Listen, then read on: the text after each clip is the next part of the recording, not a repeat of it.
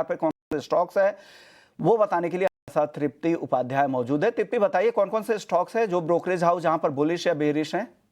बिल्कुल विश्व मोहन, शुरुआत करते हैं ट्रेंड के साथ, क्योंकि क्वार्टर 2 के नतीजे इन्होंने जारी किए हैं। नतीजे तो अच्छे रहे लेकिन ब्रोकरेज यहाँ से थोड़ा कॉशियस नजर आ रही है।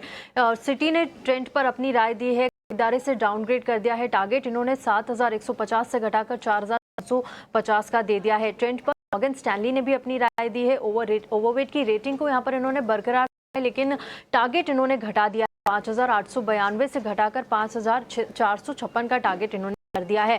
गोल्डमैन सैक्स ने भी ट्रेंड पर अपनी राय दी है। न्यूट्रल की रेटिंग को बरकरार रखा है। टारगेट इन्होंने घटाया है। 5300 से घटाकर 4920 का टारगेट इन्होंने दे दिया है। और FY28 तक के EPS में भी इन्होंने % तक की यहाँ पर कटौती की है। ट्रेंड पर जेफरीज ने भी अपनी राय दी है। होल्ड की रेटिंग बरकरार रखी है। टारगेट इन्होंने 6000 से घटाकर 5000 का कर दिया है। बर्नस्टीन की अगर देखें तो यहाँ पर इन्होंने आउट परफॉर्म की रेटिंग दी है। टारगेट दिया है 6100 का। मैक्वायरी यहाँ पर आउट परफॉर्म की रेटिंग दे रहे हैं। ट्रेंड पर टारगेट इन्होंने 7000 का इन पर दिया है। बजाज ऑटो बात कर लेते हैं, क्योंकि क्वार्टर 2 के नतीजे इन्होंने भी जारी किए हैं। उम्मीद से अच्छे नतीजे पेश किए हैं। डैम कैपिटल ने अपनी सेल से न्यूट्रल की रेटिंग इस पर दे दी है। बजाज ऑटो पर एंटिक ने भी अपनी राय रखी है। खरीदारी की रेटिंग के साथ फिर से कवरेज शुरू किया है। टारगेट इन्होंने 9900 का इन्होंने दिया है।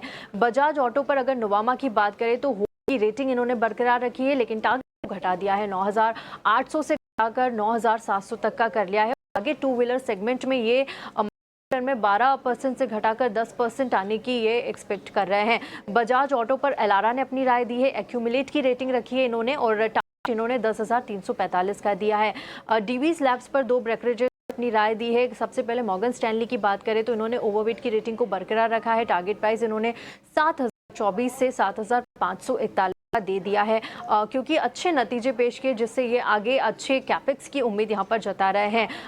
गोल्डमैन सैक्स की अगर बात करें तो डीवी इन्होंने अपनी न्यूट्रल की रेटिंग को बरकरार रखा है। टारगेट इन्होंने 6375 से बढ़ाकर 6765 का कर दिया है। स्ट्रॉन्ग Q2 नतीजे यहाँ पर कंपनी ने पेश किए हैं, जिससे कि आगे भी अच्छी रिकवरी की उम्मीद यहाँ पर ये जता रहे हैं। एक और लास्ट ब्रोकरेज की बात कर लेते हैं। न्यूलैंड लैब पर नोवामा ने अपनी राय दी है। यहाँ पर इन्होंने खरीदारी की राय दी है।